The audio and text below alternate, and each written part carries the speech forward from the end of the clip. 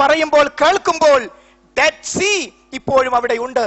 ചാവുകടൽ ലോകത്തൊരു ദൃഷ്ടാന്തമായി റബ്ബ് നിലനിർത്തി.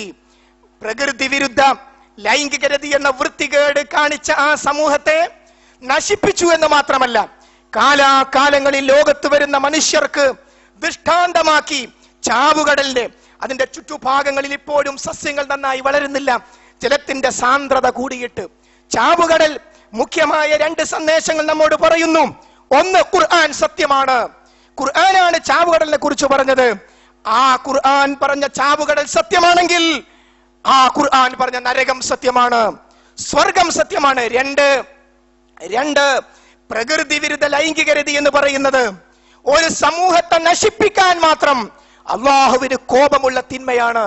ഈ തിന്മക്ക് അംഗീകാരം നൽകിയ രാജ്യങ്ങളിൽ ഒന്നാണ് ഡെൻമാർക്ക്. ഡെൻമാർക്കിൽ ലൈംഗിക രോഗങ്ങൾ അത് പിടിപെട്ടവരുടെ ശതമാനം ലോകത്തെ ഏറ്റവും മുമ്പിൽ നിൽക്കുന്ന രാജ്യങ്ങളിൽ ഒന്ന് ഡെൻമാർക്കാണ്. മഹാനായ റസൂലുള്ളാഹി സ്വല്ലല്ലാഹു അലൈഹി വസല്ലമക്ക് കാർട്ടൂൺ വന്നതും ഡെൻമാർക്കിൽ നിന്നാണ്. അവിടെ ഇതിന് അംഗീകാരം നൽകിയ രാജ്യമാണ്. ഇങ്ങനെ ഈ വൃത്തികേട്, എന്നാൽ നമ്മുടെ രാജ്യത്ത് നിന്നും നമ്മളൊന്നും ആഗ്രഹിക്കാത്ത ഒരു റിപ്പോർട്ട് നമ്മൾ കേൾക്കുകയാണ്. ഡൽഹി ഹൈക്കോടതി ഇതുമായി ബന്ധപ്പെട്ട ഒരു പ്രശ്നത്തിൽ അത് പൗരാവകാശമാണെന്ന് പ്രഖ്യാപിച്ചിരിക്കുന്നു. ധാർമ്മികതയെ നീ എവിടെ പോയി? നീതി പീഠങ്ങളിൽ നിന്ന് പീഡനങ്ങളാണോ വരുന്നത്? സമൂഹത്തിനെ വരാൻ പോകുന്ന കാലഘട്ടങ്ങളിൽ സമൂഹത്തെ നശിപ്പിക്കുന്ന പീഡനങ്ങളാണോ വരുന്നത്? കോടതിയോടുള്ള എല്ലാ ബഹുമാന ആദരവും നിലനിർത്തിക്കൊണ്ട് അത് ശരിയല്ലെന്ന് പറയാനുള്ള പൗരാവകാശം നമുക്കും ഉപയോഗിക്കാം. അതാണ് ഇന്ത്യയുടെ ഒരു പ്രത്യേകത. അതുകൊണ്ട് ആ തരത്തിലുള്ള ഒരവസ്ഥ നമ്മുടെ രാജ്യത്തും വരികയാണ്. ഇതെങ്ങാനും പ്രാവർത്തികമായാൽ അടുത്ത വർഷങ്ങളിൽ പിഞ്ചു മക്കൾ, 12, 13, 10 വയസ്സായ മക്കൾ അങ്ങാടികളിൽ നിന്ന് ആളുകളെ ക്ഷണിക്കും, വരൂ എനിക്ക് 100 തരൂ, എന്നെ ഉപയോഗിച്ചോളൂ. ഈ വൃത്തികേടിന് സാക്ഷ്യം വഹിക്കുന്ന ദയനീയമായ രംഗമാണ് വരാൻ പോകുന്നത്. അള്ളാഹു കാത്തു രക്ഷിക്കുമാറാകട്ടെ. അതുകൊണ്ട് സ്വവർഗരതി എന്ന് പറയുന്നത്, ഈ നിയമം വന്നപ്പോ ആദ്യമായി അതിനെ സ്വാഗതം ചെയ്തത് അമേരിക്കയിലെ സൈക്കാട്രിക് അസോസിയേഷൻ ആണെന്നത് നാം പ്രത്യേകം ഓർമ്മിക്കേണ്ടതാണ്. അവർ ഇപ്പോൾ എത്തി നിൽക്കുന്നത് അതിന്റെയും മുമ്പിലാണ്. ശിശുകാമം, ഒരു പിഞ്ചു പൈതലിനെ തന്റെ ഇംഗിതത്തിന് വേണ്ടി ഉപയോഗിക്കുന്നതിൽ ഒരു കുഴപ്പവുമില്ല എന്ന് അവർ പ്രമേയം പാസാക്കി അടുത്ത സ്റ്റെപ്പിലേക്ക് പോയിരിക്കുകയാണ്. നോക്കൂ, ഈ തരത്തിൽ ധാർമ്മികതയുടെ ഇപ്പോഴുള്ള അവസ്ഥ കൃത്യമായി നാം മനസ്സിലാക്കേണ്ടതാണ്.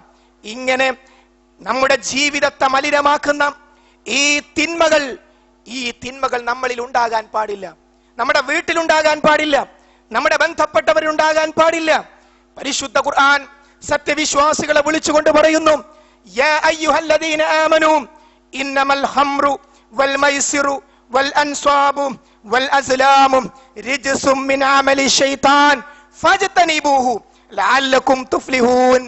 ഈമാനുള്ളവരെ, സത്യവിശ്വാസികളെ, തീർച്ചയായും മദ്യം എന്ന് പറയുന്നത്, ചൂതാട്ടം, അതേപോലെ ലോട്ടറി തുടങ്ങിയ കാര്യങ്ങള്, അതിനെ ചേർത്ത് പറഞ്ഞത് എന്തിനോടാണ്?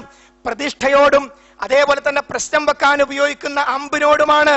വൽ അൻസാബ് വൽ അസ്ലാം റിജ്സും മിൻ അമലി ശൈത്താൻ, ശൈത്താന്റെ നീചവൃത്തികളിൽപ്പെട്ടത് തന്നെയാണ്. ഫജ്തനിബൂഹു, അതിനാൽ നിങ്ങൾ അതിനെ വർജിക്കുക. എന്താ വർജിച്ചാ കിട്ടുക? ലഅല്ലകും തുഫ്ലിഹൂൻ, നിങ്ങൾ വിജയികളാകുവാൻ വേണ്ടി, കടിച്ചിലാവണ്ടേ, രക്ഷപ്പെടണ്ടേ പരലോകത്ത്. അതിന് നോക്കൂ, ബഹുദൈവാരാധനയോട് ശ്രദ്ധിക്കുക. വൈറ്റ് കോളർ മദ്യപാനമുണ്ട് നമ്മുടെ നാട്ടിൽ, അതേപോലെ തന്നെ സാധാരണ മദ്യപാനവുമുണ്ട്. വൈറ്റ് കോളർ മദ്യപാനം എന്ന് പറഞ്ഞാൽ ആരും അറിയില്ല, മാന്യന്മാരായ ആളുകൾ മാന്യമായ രൂപത്തിൽ ക്ലബുകളിൽ ഒത്തുചേർന്ന് മാന്യമായി കള്ളു കുടിക്കും. അവര് പറയും, ആടുന്ന ആൾക്കാരെ നോക്കി ഇവനൊക്കെ എന്താണ് ഇവന്റെ ഒക്കെ അവസ്ഥ, മുപ്പര് കള്ളുടിച്ചിട്ടുണ്ടാവും. പക്ഷെ അത് കള്ളുടി വേറെ ഗ്രേഡിലാണ്. ഏത് മദ്യപാനമായിരുന്നാലും ആ മദ്യപാനത്തെ അള്ളാഹു ചേർത്ത് പറഞ്ഞത് അറിയുക, ഒരിക്കലും സ്വർഗം കിട്ടാത്ത ബഹുദൈവ വിശ്വാസത്തോട് ചേർത്താണ് പറഞ്ഞത്. അതുകൊണ്ട് മദ്യം, മഹാനായ നബി കരീം സല്ലല്ലാഹു അലൈഹി വസല്ലം പറഞ്ഞു, മദ്യപാനികളായ ആളുകൾക്ക് നാളെ പരലോകത്ത് തീനത്തുൽ ഹബാൽ കുടിപ്പിക്കപ്പെടും. അവിടുത്തോട് ചോദിച്ചു, എന്താണത്? അവിടുന്ന് പറഞ്ഞു, ഇർഖു അഹ്ലിന്നാർ, നരകത്തിലെ ആളുകളുടെ വിയർപ്പ്, ഔ ഉസാറത്തു അഹ്ലിന്നാർ, നരകക്കാരെ പിഴിഞ്ഞുണ്ടാക്കുന്ന ജ്യൂസ് അതവരെ കുടിപ്പിക്കുമെന്ന് മഹാനായ നബി കരീം സല്ലല്ലാഹു അലൈഹി വസല്ലം നമ്മളെ പഠിപ്പിക്കുകയാണ്.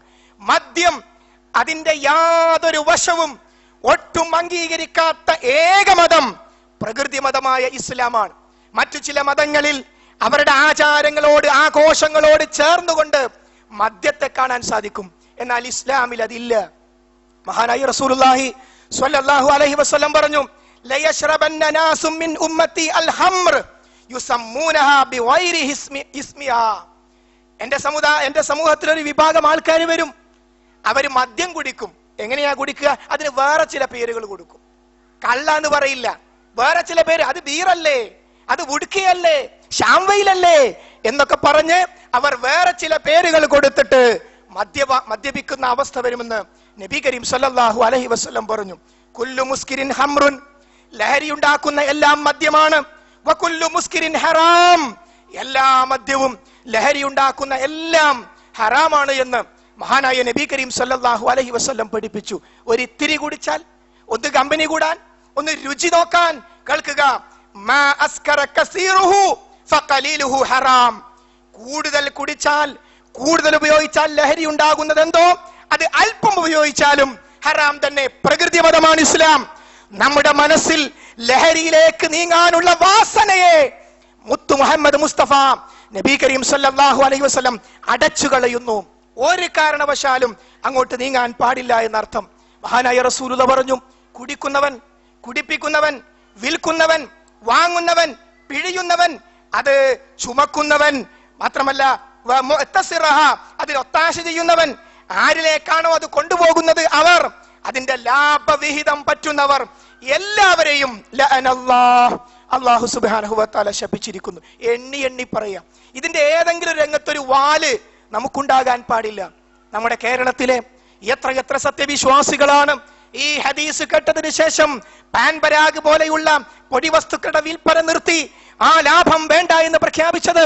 അള്ളാഹു അവർക്ക് അനുഗ്രഹങ്ങൾ കൂടുതലായി നൽകുമാറാകട്ടെ. അപ്പോൾ മാറ്റങ്ങൾ നമ്മുടെ ജീവിതത്തിൽ ഉണ്ടാകണം. അഡിക്ഷനാണ് ഇതുണ്ടാക്കുന്നത്. നമ്മുടെ ശരീരത്തിന്റെ പ്രവർത്തനം, അതിൽ നാഡികളുടെ പ്രവർത്തനം നമുക്കറിയാം. അതിനൊരു ക്രമമുണ്ട്. നാം ലഹരി ഉപയോഗിക്കുമ്പോൾ, ആ ലഹരി സ്ഥിരമായി ഉപയോഗിക്കുമ്പോൾ ആ നോർമൽ എന്നത് ലഹരിയോടുകൂടിയ നോർമലായി മാറും. ലഹരിയോടുകൂടിയ നോർമലായി മാറും. അതാണ് അത് കിട്ടിയിട്ടില്ലെങ്കിൽ വറക്കാൻ തുടങ്ങുന്നത്. നോർമലാക്കണം എന്നാ പറയുന്നത്. ഏതാ നോർമൽ? ലഹരി തന്നിട്ട് നോർമലാക്കണം. മലപ്പുറം ജില്ലയിൽ ഈ കഴിഞ്ഞ ആഴ്ചകളിൽ ഒരു സംഭവം ഉണ്ടായി. പിതാവ് മരിച്ചു. വീട്ടിലേക്ക് ആളുകൾ വന്നപ്പോ മകൻ ഇങ്ങനെ കമിഴ്ന്നു കിടക്കുന്നു. ആളുകളൊക്കെ വിചാരിച്ചു, എന്തൊരു വിഷമാണ് ഈ കുട്ടിക്ക്, വല്ലാത്തൊരു കുട്ടി തന്നെ, സങ്കടം കൊണ്ട് സഹിക്കാൻ പറ്റുന്നില്ല. പക്ഷേ എന്തായിരുന്നു വിഷമം? കൂട്ടുകാര് വന്നപ്പോഴാ മനസ്സിലാക്കിയത്, ഉപ്പ മരിച്ചപ്പോ സമയത്തിന് സാധനം കിട്ടിയില്ല, അതുകൊണ്ടാ എഴുന്നേൽക്കാൻ പറ്റുന്നത്, വിറക്കാണ്. കൂട്ടുകാർ ആ കുട്ടിക്ക് ലഹരി കൊടുത്തു. എഴുന്നേറ്റ് മയ്യത്തിന്റെ പിന്നാലെ പോയി. നമ്മുടെ സമുദായത്തിലാണിത്. നമുക്ക് അത്ഭുതം തോന്നുവല്ലേ? എങ്കിൽ നമ്മുടെ മക്കൾ അങ്ങനെയുള്ള അവസ്ഥയിലേക്ക് വരാൻ പറ്റുമോ? ഹോസ്റ്റലിൽ പഠിക്കുന്ന നമ്മുടെ ആൺകുട്ടികളും പെൺകുട്ടികളും ഈ ഒരു അവസ്ഥയിലേക്ക് വരാൻ പറ്റുമോ? ഇല്ല. ജാഗ്രതയും ശ്രദ്ധയും എത്രമാത്രം ആസൂത്രിതമായി നമ്മുടെ അടുത്ത് വേണമെന്നാണ് ഇത്തരം സംഭവങ്ങൾ സൂചിപ്പിച്ചുകൊണ്ടിരിക്കുന്നത്. ആ ലഹരിയിൽപ്പെട്ടത് തന്നെയാണ് സ്മോക്കിംഗ് എന്ന് പറയുന്നതും പുകവലി എന്ന് പറയുന്നതും. പുകവലി ആരാണ് ഇഷ്ടപ്പെടുന്നത്? വലിക്കുന്നവർ പറയും എനിക്കിഷ്ടല്ല, തുടങ്ങിപ്പോയി, ഇതൊന്ന് ഒഴിവാക്കാൻ എത്രയോ കാലമായി വിചാരിക്കുന്നു, മൂപ്പർക്ക് ഇഷ്ടല്ല. ഭാര്യയോ നല്ലൊരു മനുഷ്യരാണ്, പക്ഷേ ആ വൃത്തികെട്ട ഗന്ധം ഭർത്താവായി പോയില്ലേ. ചുണ്ടിലേക്ക് നോക്കിയാൽ, പല്ലിന്റെ മോണയിലേക്ക് നോക്കിയാൽ കറുപ്പ്. അപ്പൊ ഭാര്യക്ക് ഇഷ്ടല്ല. മക്കൾക്ക് ഇഷ്ടമുണ്ടോ? അവർക്ക് ഇഷ്ടമല്ല. നാട്ടുകാർക്ക് ഇഷ്ടമുണ്ടോ? ആരാ പുകവലിക്കുന്നത്? അപ്പോഴേക്ക് ആരും കാണാതെ ഒഴിവാക്കി. പൊതുസ്ഥലത്ത് പുകവലി പാടില്ല, 500 രൂപ ഫൈൻ. അവിടെയും പ്രശ്നം. പിന്നെ ആർക്കത് ഇഷ്ടം? അവനാണ് ഇഷ്ടമല്ല, ഭാര്യക്ക് ഇഷ്ടമല്ല, മക്കൾക്ക് ഇഷ്ടമല്ല, നാട്ടുകാർക്ക് ഇഷ്ടമല്ല, പടച്ചോന് തീരെ ഇഷ്ടമില്ല. ഒരേ ഒരാൾക്ക്, ഇബ്ലീസിന് മാത്രം. ഇബ്ലീസിന് മാത്രമാണ് പുകവലി കൊണ്ട് ഇഷ്ടം. അതുകൊണ്ട് ഇവിടെ തടിച്ചുകൂടിയ വിശ്വാസികളെ, തീരുമാനിക്കൂ, എനിക്കത് വേണ്ട. എന്റെ ശരീരത്തെ നശിപ്പിക്കുന്ന ഈ വൃത്തികേട് വേണ്ട. സഹോദരിമാരെ, ഭർത്താക്കന്മാരോട് കയർക്കുന്നതിന് പകരം അവർക്ക് വേണ്ടി പ്രാർത്ഥിക്കൂ. ഈ അബദ്ധം ഒന്ന് മാറിക്കിട്ടാൻ സ്നേഹത്തോടുകൂടി പറയൂ കുട്ടികളെ, ആ വൃത്തികേടിൽ നിന്നും രക്ഷപ്പെടാൻ അള്ളാഹു തൗഫീഖ് ചെയ്യുമാറാകട്ടെ. അങ്ങനെ പുകവലിൽ നിന്ന് രക്ഷപ്പെടാൻ നമുക്ക് സാധിക്കണം.